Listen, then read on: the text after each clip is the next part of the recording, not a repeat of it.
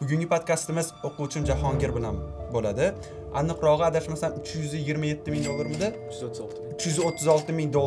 Kempga bordik. Shunday soat 9 bo'ldi, decision keldi. Endi kiraman desam internet ishlamayapti. Qo'lim qaltirayapti. Akkauntga kira olmayapman.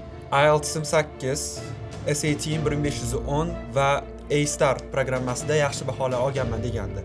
Shu ustozga tekshirtirib ko'ray, balki qaytadan xato qilganman.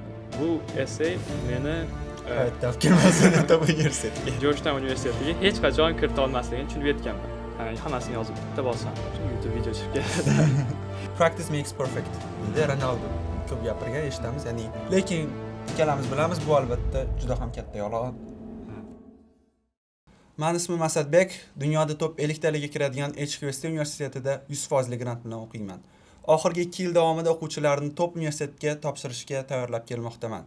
Va shu 2 yil davomida o'quvchilarni dunyoning eng kuchli universitetlariga, eng kirish qiyin bo'lgan universitetlarga 100% grant bilan qabul qilindi.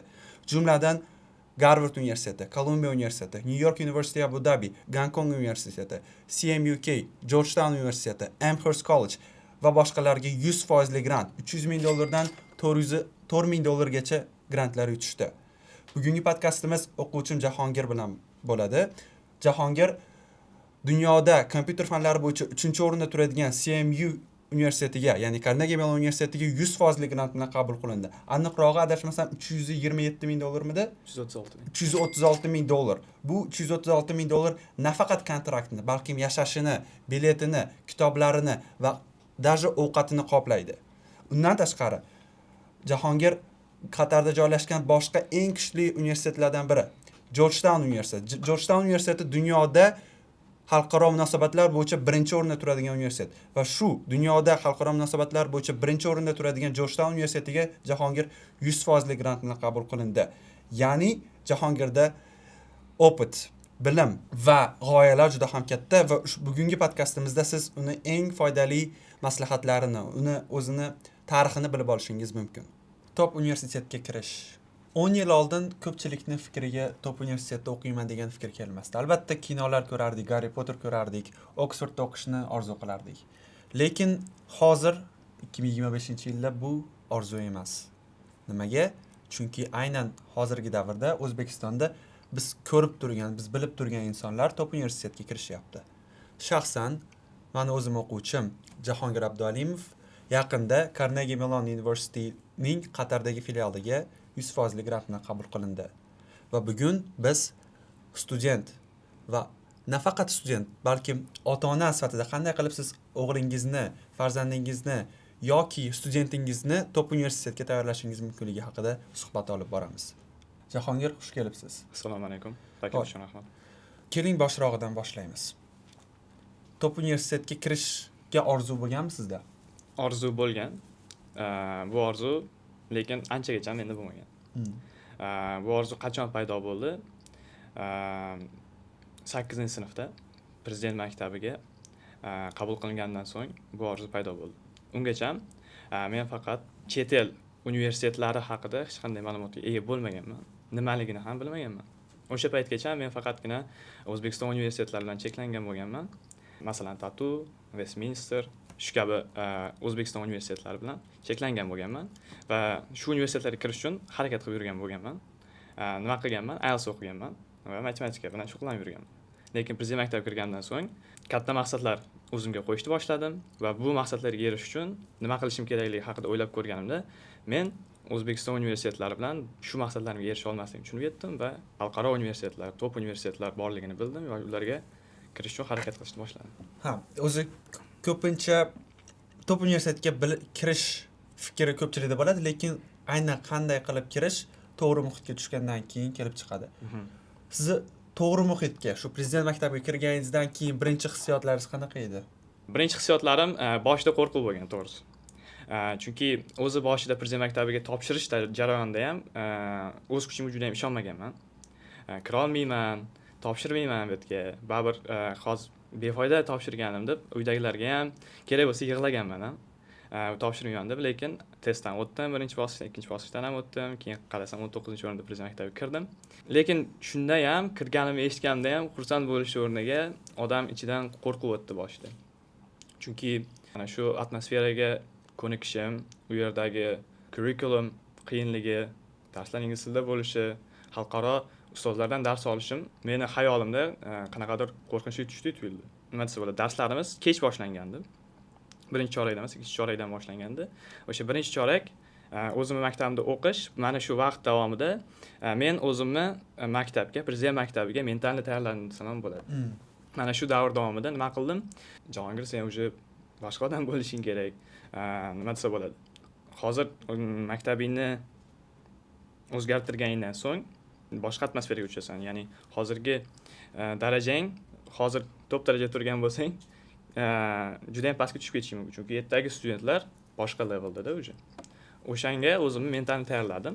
Keyin borgandan so'ng mana shu mentalni tayyorlagani menimcha adaptatsiya jarayonida menga juda yordam berdi. Boshida baholarim tushib ketdi va buni men natural qabul qildim. Tabiiy qabul qildim.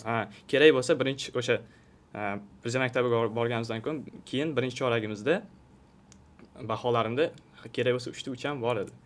3 ta fandan. Agar oldingi maktabimda bo'lganda bu 3 ta 3 ni men qanday qabul qilgan bo'lardim?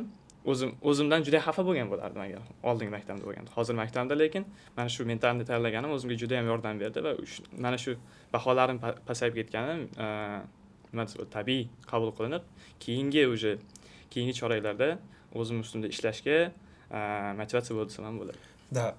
Qiyin va kuchli, haqiqatan kuchli bo'lgan muhitga tushishda eng qiyin emas, unikal tomonlardan biri shundaki, siz unaqa kuchli odam emasligingizni tushunasiz.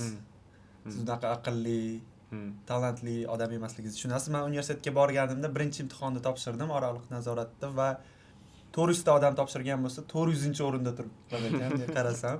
Eng past ball 100% dan 20% olgan ekanman. Va qiyin bo'lgan, yaxshi tomoni shundaki, albatta o'zingiz aytganingizdek tushunasiz unaqa katta odam emasligingizni va ko'proq harakat qilishni boshlaysiz. Prezident maktabiga kirganingizdan keyin prezident maktabi va oddiy maktabda o'quvchilar orasidagi eng katta farq nima bo'ldi?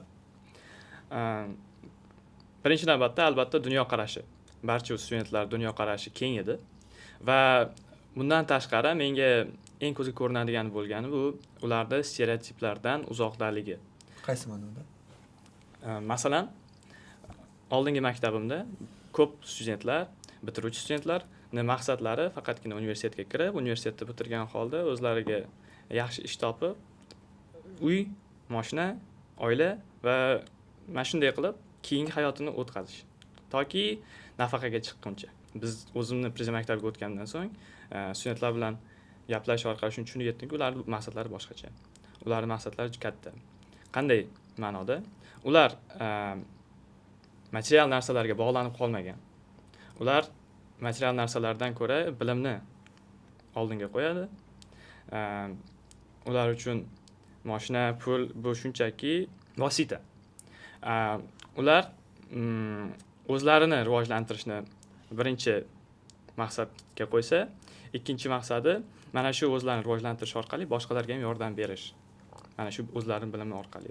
Bu maqsadda ular shunchaki O'zbekistondagi bilim, O'zbekistondagi opportunitylar bilan cheklanib qolmasdan dunyo miqyosidagi bilimni o'rganish uchun harakat qilishdi va ko'plari hozirda chet el universitetlarida o'qib, hozirda shu maqsadga erishishda harakat qilib kelishmoqda. Harakatga ham e'tibor beramiz. Bitta juda ham qiziqarli fikr eshitganman, bir basketbolchi edi, adashmasam aytgan, ya'ni biz o'zimiz bilamiz, practice makes perfect deydi. Ronaldo ko'p gapirgan, eshitamiz, ya'ni ko'proq mashg'ulot bilan shug'ullansang, yaxshiroq bo'lasan. Lekin ikkalamiz bilamiz, bu albatta juda ham katta yolg'on. Siz 100 metrda 100 marta yugurishingiz mumkin, men 100 metrda 100 marta yugurishim mumkin, men tezroq yuguraman. Nimaga? Chunki men qanaqa qilib trenirovka qilishni bilaman. Ya'ni mashg'ulot qilishda ham to'g'ri mashg'ulot qilish bor, sifatli mashg'ulot qilish bor. Va siz sezdingizmi, prezident maktabidagi o'quvchilar o'qishida va oddiy maktabdagi o'quvchilar o'qishida boshqa proyektlar yurg'izishida qanaqa sifat haqidagi farq?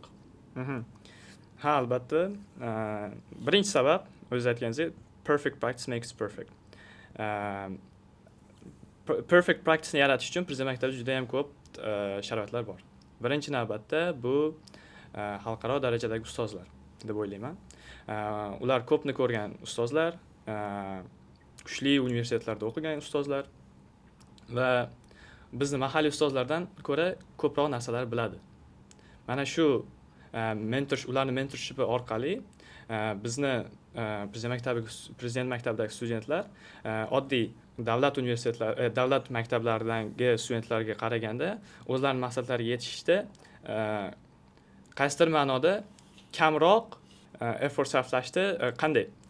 Ular o'zlari noutbuklarini ochib har bitta universitetga qanday kirish haqida research qilish shart bo'lmadi. Ular mana shu xalqaro ustozlar bilan gaplashib, ular bilan networking orqali ulardan oddiy maktabdagi student topadigan informatsiyalarni, masalan 1 kun yoki 2 kun sarflab topadigan informatsiyalarni ular shunchaki 5 minut suhbat orqali topib olishdi. Da.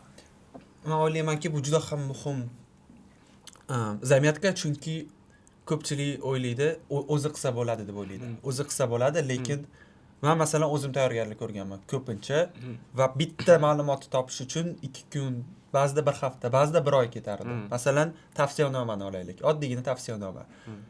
Yozish oson deb o'ylashi mumkin ko'pchilik. ChatGPT'da ochaman, write a recommendation letter deb yozaman. Lekin buni ichida meni masalan 2 oy vaqt ketgan. Recommendation letter qanaqa qilib yozishda. Va xuddi shu narsani 5 minutlik suhbat orqali bilib olish, bu albatta katta resurslarni ochadi, katta yo'llarni ochadi. Va shuning uchun ham ko'proq to'g'ri mentorlarga berishni tavsiya qilaman men. Mana shu mentorship ham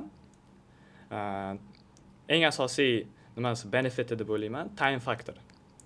Siz o'zingiz ketkizgan masalan 2 kun bitta informatsiyani topgan, 5 minut topganingizda siz yana 2 kun boshqa narsaga sarflash, bundan ham ko'proq narsalarni qilishni o'zingizga ep ko'ra olasiz o'shanda.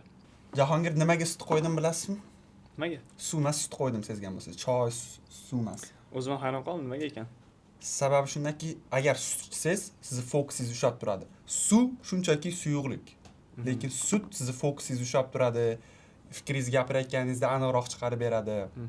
Shuning uchun sut qo'ydim. Va aynan shu laktel sutida asal qo'shilgan. Aynan shunaqa editionida. Shuning uchun sizga ham sut ichishni maslahat beraman va kuzatuvchilarga ham shuni maslahat beraman. Agar sizlar fokusni ko'proqqa, uzoqroq yetkazmoqchi bo'lsanglar, aynan sut ichishingizni maslahat beraman. Laktel ichsanglar undan ham yaxshi. Xo'p. Farqlarni bilib oldik. Endi sal oldinroq yuramiz. Universitetga kirishingizda prezident maktabining o'rni qanaqa bo'ldi? O'zim o'rnini nimaga men o'sha universitetga kirganimni o'zi sabablarini hech kim bilmaydi. Lekin o'zimni o'ylashim bo'yicha har bitta universitet albatta maktabni o'qitiladigan sistemasini, ya'ni biz curriculum rigor deymiz.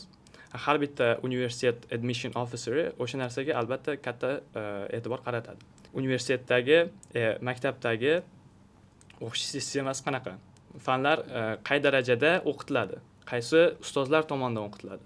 Professional ustozlar tomonidan o'qitiladimi yoki shunchaki qaysidir kollejni tugatgan mentorlar orqali o'qitiladimi? O'shanga ham e'tibor beriladi. Va prezident maktabi sistemasi curriculumi bu A-level curriculum. Ya'ni dunyo bo'yicha hamma universitetlar tomonidan, hamma maktablar tomonidan standart deb qabul qilingan curriculum hisoblanadi. Mana shu A-level curriculumi orqali o'qish orqali men o'zi har bitta prezident maktabi o'quvchisi A-level sertifikatini olishi shart. Va bu A-level sertifikati 2 ga bo'linadi, AS level va A2 level. Biz 10-sinfda AS levelini topshirdim va AS leveldan 3 ta fandan eng yuqori baho 3 ta A ni oldim. Va mana shu 3 ta A ni o'zimni portfoliyomga qo'shdim universitetlarga topshirish davomida va mana shu A-level baholarimni jo'natdim universitetga. Mana shu A-level baholarimni ko'rish orqali menimcha va prezident maktabini o'zini portfoliyosini ko'rish, o'zi maktabning ham o'zini portfoliosi bo'ladi. Maktabda portfoliosida nimalar ichiga qo'shiladi? Maktabda background'i, uni o'qish o'qitish curriculumi va oldingi studentlar qaysi universitetlarga kirganligi ham yoziladi. Bizni maktabda, prezident maktabida eng top universitetlarga kirgan studentlar bu CMEQ, ya'ni dunyoda 58-o'rinda turgan universitetga kirgan bitta student bor edi. Turkiyadagi universitetlarga kirgan, Vengriyadagi universitetlarga kirgan studentlar bor edi.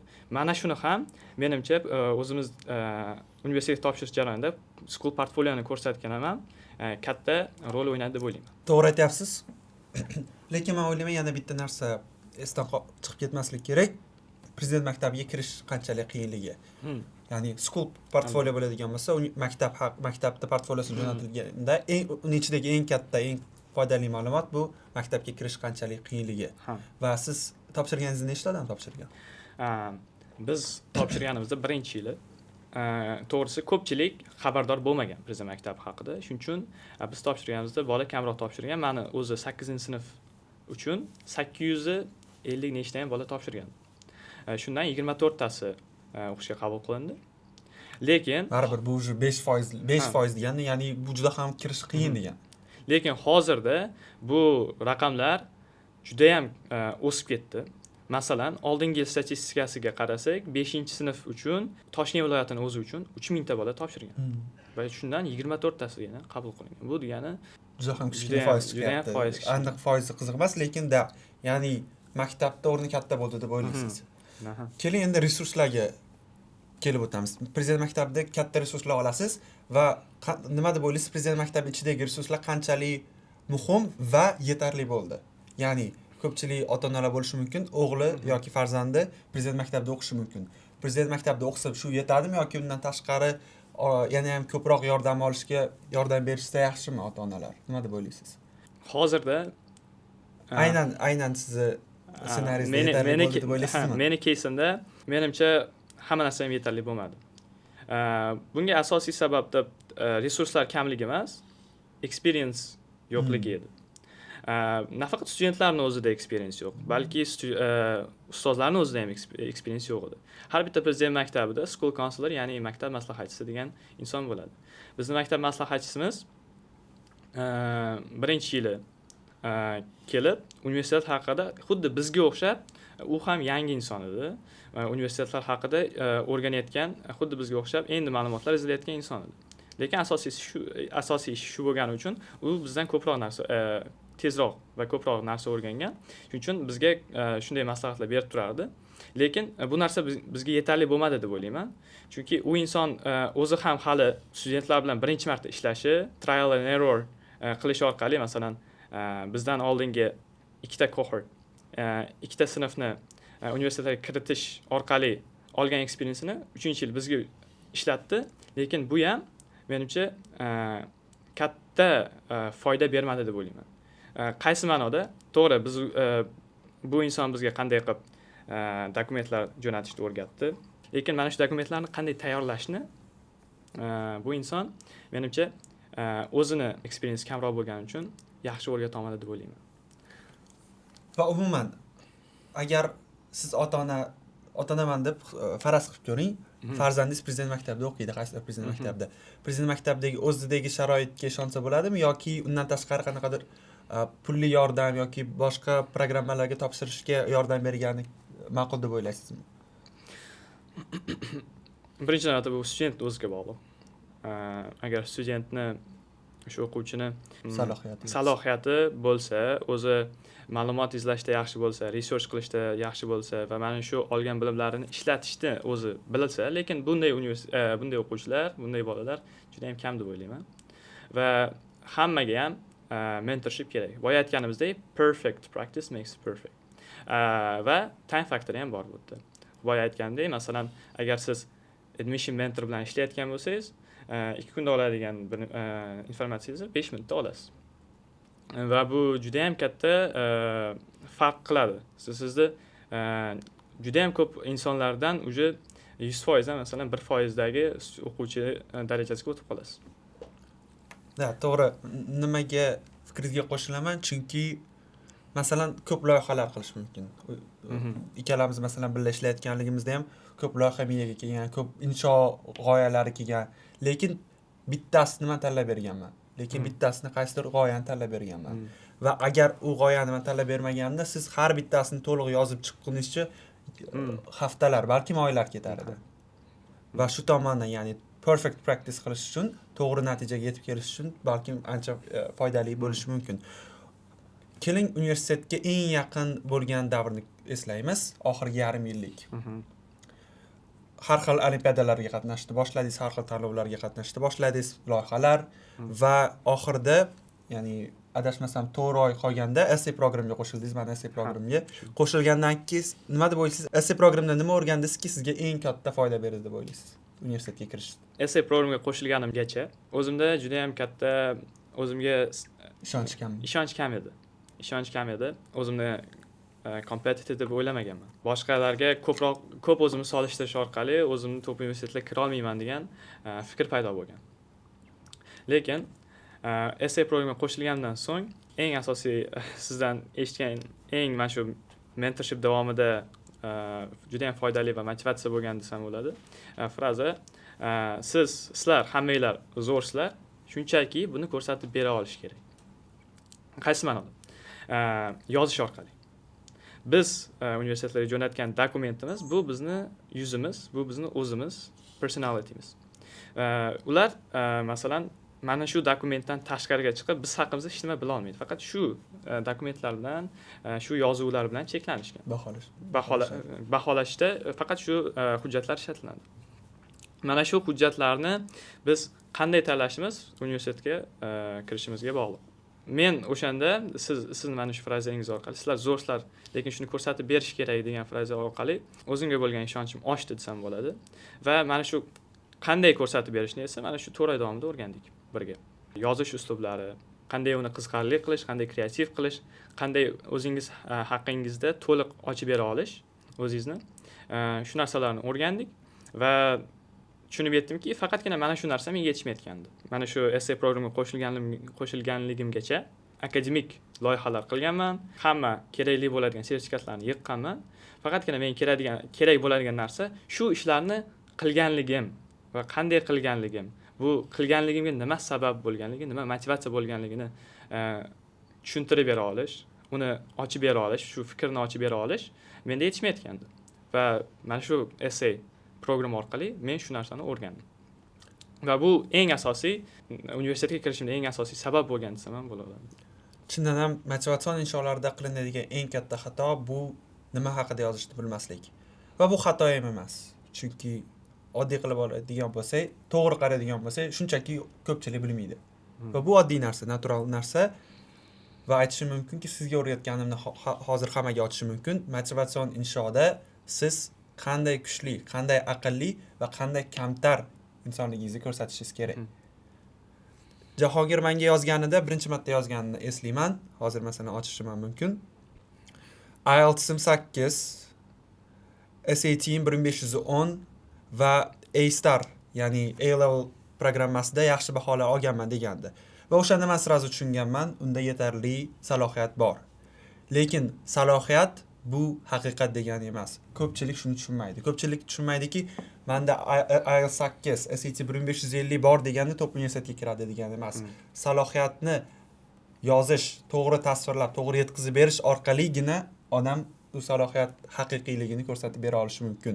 Men o'zim topshirganimda, birinchi yil topshirganimda salohiyatim kuchli edi deb o'ylaganman, topshirganman, keyin salohiyatim yo'qligini tushunganman. Va salohiyat yo'q deb o'ylash universitetga kirmagandan keyin ham bu ham noto'g'ri. Chunki ko'pchilik kirmaydi bilamiz. Bu degan salohiyat yo'q degani emas.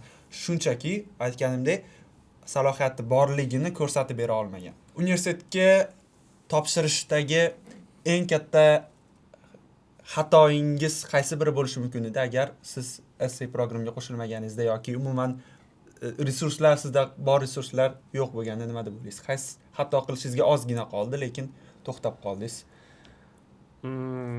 Agar esingizda bo'lsa, sizga essay programga qo'shilaman deyishimdan oldin Georgetown University in Qatarga essay yozib jo'natmoqchi bo'lgan paytim edi.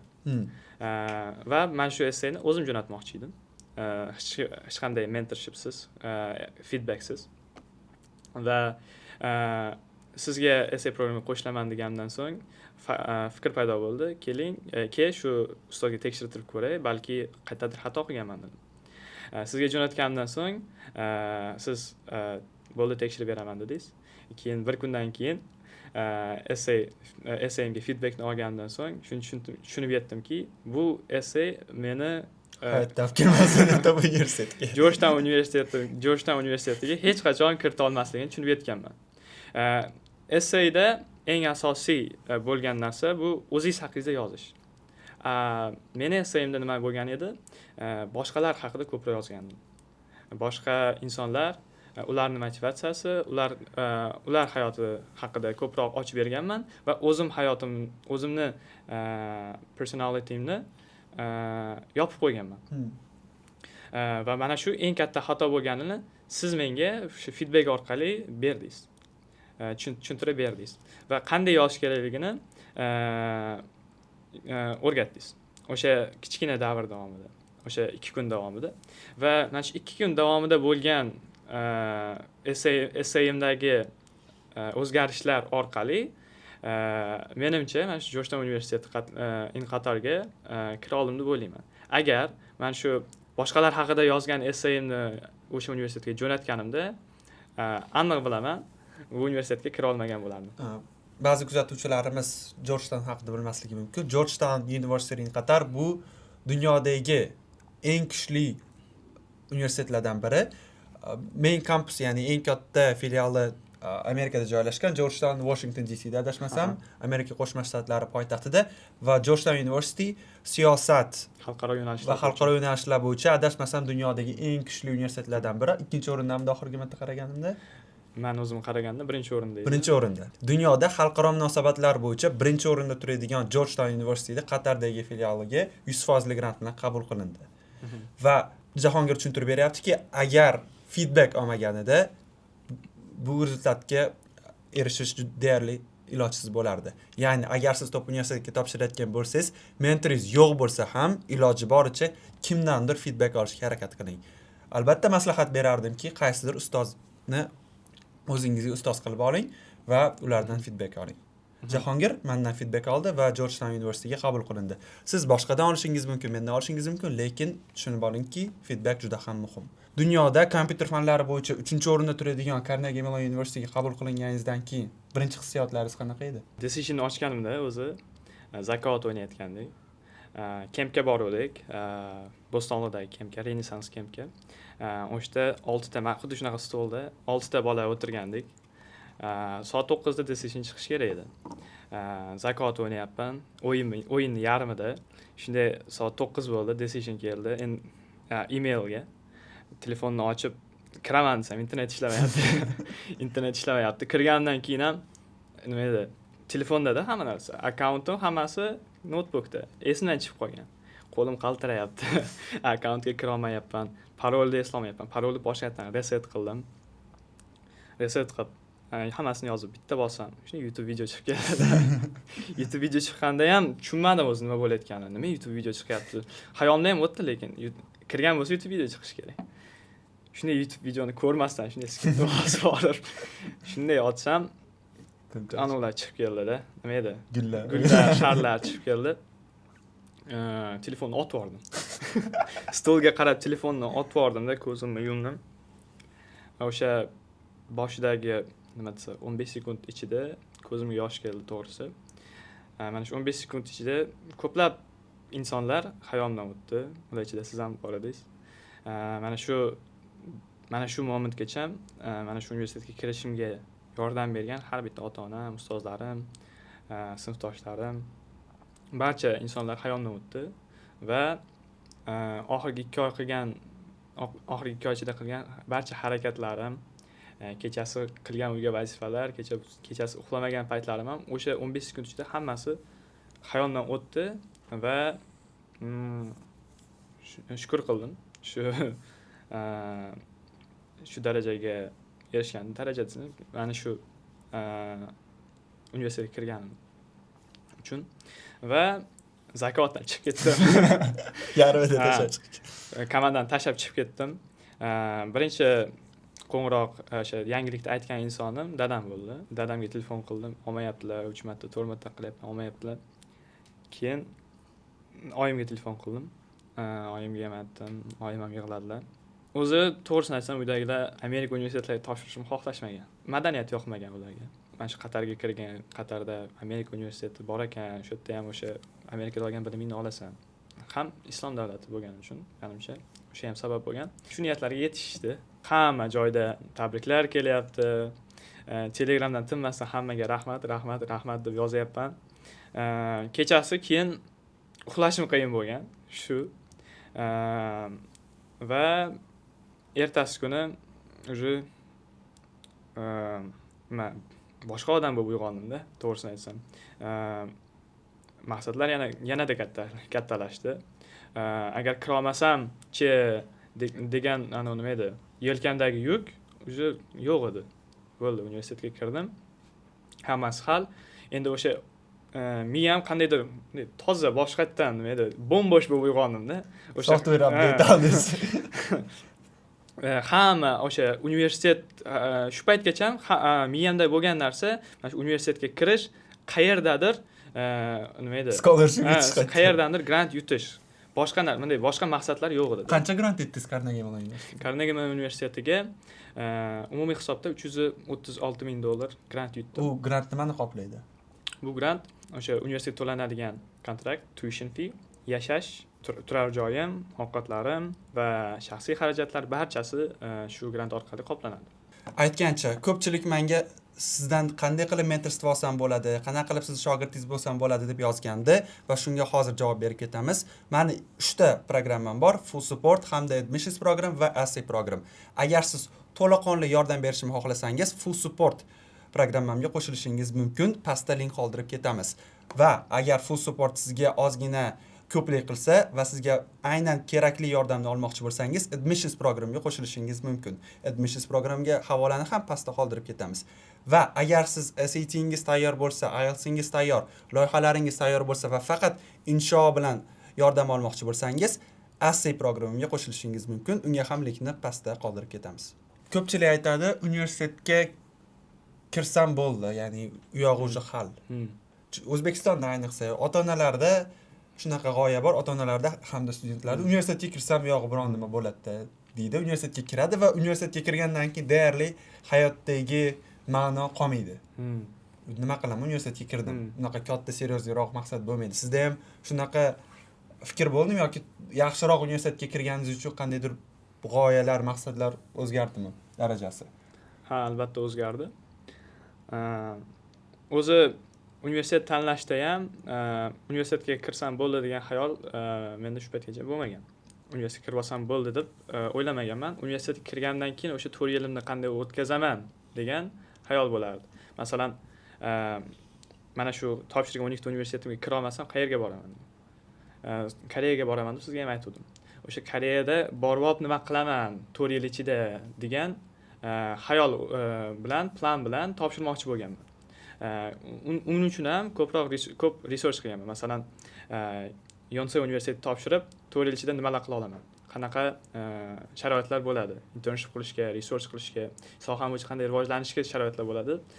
Va menimcha universitet tanlashda ham xuddi shunday fikrlash bilan universitet tanlash kerak. Siz universitet reytingiga qarab, 4 yilingizni qanday o'tkazishni bilmasdan shunday reytingga qarab, sonlarga qarab tanlamashingiz kerak. Mana universitetga CMEQga birinchi kirganimdan so'ng ertasi kuni nima bo'ldi? O'sha soham Business Administration tanlagandan keyin o'sha sohani o'sha majorni ichida kurikulumlarni research qilish bilan o'tdi. O'sha ertasi kuni qanday kurslar bor, qanday kurslarni borgandan keyin o'qishni boshlayman. Va bundan tashqari, o'sha kurslardan tashqari qanday nima desa bo'ladi? O'sha internship opportunitylar Qatarning o'zida, Dohada qanaqa birinchi yil borgandan keyin amaliyotlar, birinchi yil tugatgandan keyin so'ng nima qilaman deb o'sha ertasi kuni 4 yilimni plan qilish bilan o'tib ketdi-da. Menda ham ko'pincha shunaqa o'qitaman, ya'ni top universitetga topshirmoqchi bo'lgan hamma o'quvchilarimda shunaqa narsa bor va ularni ichiga sindiraman. Shu bilan Jahongirga ham singanini aniq bilaman.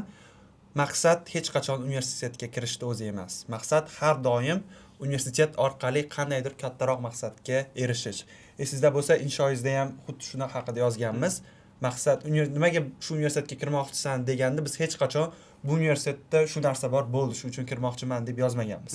Aniqini ayta olmaymiz, chunki bu sir, lekin bir narsani ocha olamizki, universitet orqali katta iqtisodiy muammoni yechishga harakat qilamiz deb yozganmiz sizda bo'lsa. Agar iqtisodiyotga aloqador bo'lmasa, biznes, masalan, business administrationga topshirdik, CMUQ ga. U yerda ham qandaydir biznesga aloqador o'zini societyda, ya'ni O'zbekistonda bo'lmasa boshqa davlatda yoki umuman dunyoda bor katta muammoni yechishga harakat qilaman va u muammoni yechish uchun aynan shu universitetda o'qishim kerak deb yozganmiz. Va siz agar oddiy student bo'lsangiz, universitetga topshirmoqchi bo'lsangiz, sizda ham xuddi shu mentality bo'lishi kerak, ya'ni xuddi shundaqa mentalitet, fikrlashda. Ya'ni universitetga, masalan, Garvardga kirmoqchi bo'lsangiz, Garvardda shu professor bor, bo'ldi. Shunaqa joylar bor, yoqani menga deb yozsangiz kirish qiyin. Chunki bu ishonarli narsa emas. Ammo agar sizda kattaroq maqsad bo'lsa, men O'zbekistondagi siyosiy institutlarni rivojlantirmoqchiman. Ularni masalan elektron tarzga o'tkazmoqchiman desangiz, masalan Garvardda shuni o'rgatadigan resurslar bo'lishi mumkin. Shuni o'rgatadigan professorlar bo'lishi mumkin, o'rganib chiqadigan va shular ostida o'qimoqchiman desangiz, bu ancha ishonarliroq maqsad va reja. Xo'p, keyingisi. Universitetga kirganingizni bilganingizdan keyin ota-onangizga aytdingiz. Dadangizga aytganingizda qanaqa hissiyotlar o'tdi dadangizda? Qanaqa reaksiya bildirdilar? Dadam o'zi uncha hissiyotga beriladigan odam emas deb o'ylayman. Chunki ichki ishlarda ishlaydi, militsiya bo'lib ishlaganlar, to'g'ri. Zo'rdirlar. O'zi shu paytgacha ham shu Qatar universiteti yoki umuman olganda shu Osiyo universitetida o'qi deb Amerikani xohlamayotganlarini nima edi, indirect yo'l orqali aytardilar-da. Shu Qatarda o'qisang yaxshi bo'lardi. U yerda ham juda ham ko'p sharoitlar bor maqsadingga yetish uchun deb aytardilar. Va shunga erishdilar ham o'sha niyatga.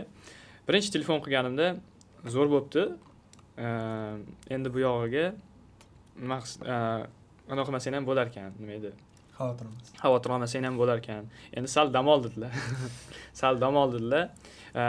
Shu oyimga telefon qilganimda sen bilan faxrlanaman dedilar. Hamma ota-ona aytsa kerak bu bilan. Shunaqa bo'ldi. Keyin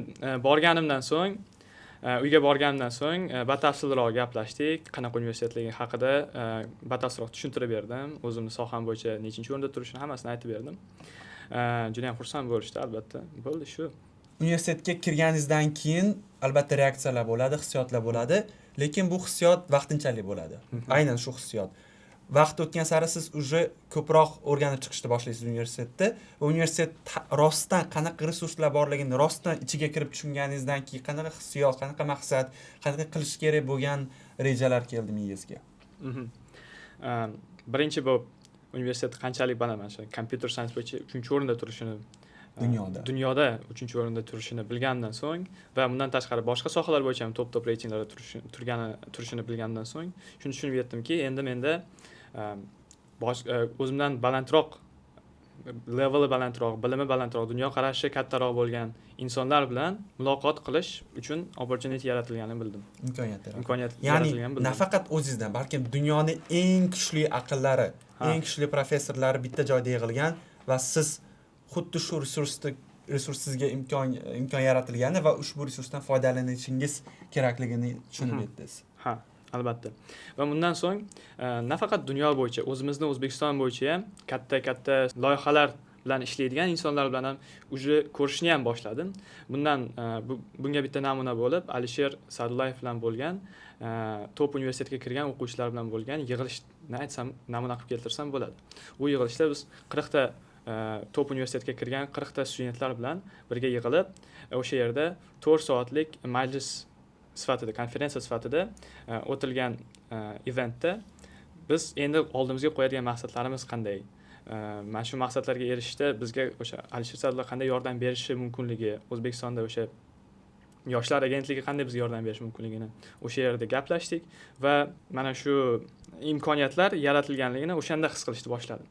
Bundan tashqari endi men boshqa davlatda O'zbekistondan rivojlanganroq, ancha rivojlangan davlat, ya'ni Doha shahrida bilim olishini bilgandan so'ng o'sha yerda o'zimga qo'ygan maqsad, ya'ni startaplar boshlash mumkinligi, sun'iy intellekt bo'yicha Carnegie Mellon University Qatar, ya'ni informatika bo'yicha 3-o'rinda turadigan universitetda sun'iy intellekt sohasida professorlardan bilim olish orqali mana shu sun'iy intellektni biznes bilan birga O'zbekistonda rivojlantirishni, O'zbekiston bozorida rivojlantirish mumkinligini, startap orqali rivojlantirish mumkinligini tushunib yetdim va shuni maqsad qilib endi hozirda ko'proq informatika fanini ham biznes administratsiya bilan birgalikda o'rganishni o'zimga maqsad qilib oldim. Kompyuter fanlari bo'yicha dunyoda 3-o'rinda turadigan Carnegie Mellon universitetiga 100% grantni qabul qilindingiz va farzandi top universitetda grant bilan o'qishni xohlaydigan ota-onalarga nima maslahat bergan bo'lardingiz? Birinchi navbatda farzandiga yaxshi bilim olish atmosferani yaratib berish kerak ota-ona. Bunga qanday erishish mumkin? Prezident maktabi yoki akademik litseylar kabi imtihondan o'tish qiyin bo'lgan, o'sha eng bilimli, salohiyatli, dunyoqarashi keng o'quvchilar birga yig'ila oladigan, mana shu filtrlardan o'ta oladigan studentlar o'qiydigan, bitta joyga to'planadigan maktabga o'sha farzandini kirishligini ta'minlash kerak va o'shanga tayyorlash kerak. Bu maqsadga erishgandan so'ng ota-ona top universitetga o'quvchisi, farzandi, bolasi kira olishini ta'minlash uchun o'zini maqsadlarini ham qurbon qilishga tayyor bo'lish kerak. Masalan, boya o'zingiz aytganingizdek, essay programmiga bitta bola yozilmoqchi bo'ldi dedingiz. Keyin nechidir kundan keyin telefonni yozyapti dedingiz. Yo'q, qo'shila olmayman. Hozir pulimiz yo'q. Remont qilyapmiz uyda. Shuning uchun hozir qo'shila olmayman deb yozdi dedingiz. Ya'ni remont qilaman deb farzandini, maqsadini, orzularini qurbon qila olmaslik. Remontni keyinroqqa sursa ham bo'ladi. Yoki remont suvda ham yashab tursa bo'ladi. Bilim olish uchun juda ham zo'r, luxurious hayot kerak emas. Oddiy stol, parta, internet bo'lsa yetarli. Top universitetga kirish uchun bunaqa narsalar kerak emas.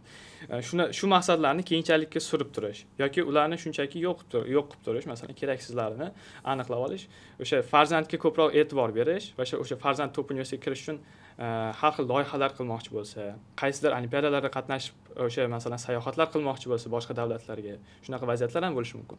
O'shanda ularni moddiy tomondan ta'minlash uchun ham ota-ona tayyor bo'lish kerak. Va uchinchisi, o'sha bolani mentorlar bilan ishlashga berish kerak. Ota-onani o'zi ham o'sha mentorlar bilan birga ishlash kerak. Masalan, o'zim ham siz bilan birga ishladik. Top universitetga kirdim, o'sha sizni essay programmingiz orqali va ko'p o'zim bilmagan narsalarimni sizdan o'rgandim va 2 oy davomida o'rgandim. Bu juda ham kam vaqt top universitetiga kirish uchun. Lekin mana shu mentorlar orqali shu narsani kichkina vaqt oralig'ida birga ishlab bajara oldik. Ushbu podkastda biz muhit, top universitet hamda maqsadlar haqida gaplashdik. Juda ham ko'p insightlar oldinglar degan umiddaman va sizlarga 2ta sovg'am bor. Kommentariyada siz o'rgangan eng kuchli 2ta insight yozib qoldiring va shu eng kuchli 2ta insight yozgan odam bilan $50 konsultatsiyamni bepulga o'tkazaman. Ushbu podkast foydali bo'lgan bo'lsa, albatta do'stlaringiz, farzandingiz va ota-onangiz bilan ulashing. Bu kanalda hali juda ham foydali videolar qo'yiladi. Yo'qotib qo'ymaslik uchun obuna bo'lib qo'ying. Keyingi videolarda ko'rishguncha, xayr.